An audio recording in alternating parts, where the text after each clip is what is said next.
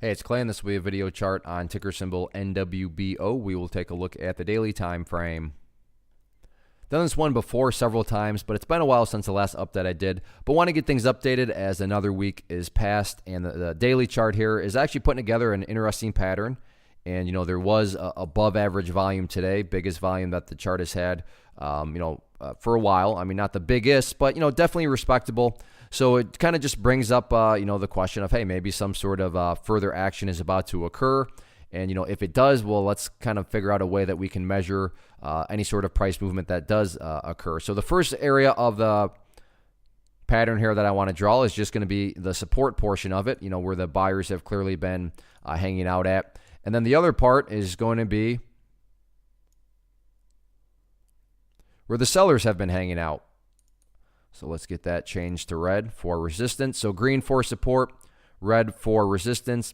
And in the world of charts, from a technical pattern perspective, we would call this a wedge, symmetrical triangle, whatever floats your boat. The point here being that, yeah, there are lower highs that keep getting built and put into place. However, at the same time, the lows do keep getting higher and higher. So there is lower highs, yes, bearish, but there are higher lows, which is bullish, which is creating this pattern. And that's what creates, the question mark here is who's going to ultimately win out of the pattern?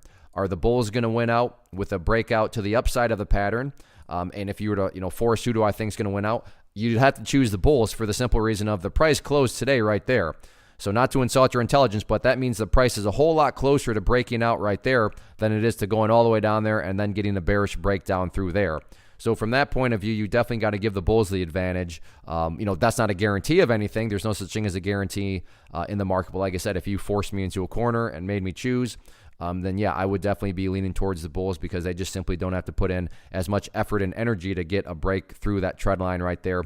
In the event the bulls can get that breakout to the upside, the next key overall area of resistance is going to be up there at that famous moving average, which on my chart, the pink line is denoting the 200-day simple moving average. Even if you have a basic understanding of charts, I'm sure you've heard of the 200-day, and that does tend to act as resistance when the price is down below it. But anyway, you slice it, nice volume to close out the week. Nice symmetrical triangle here taking shape. So we'll see if the bulls can win out and get a technical pattern breakout next week or not.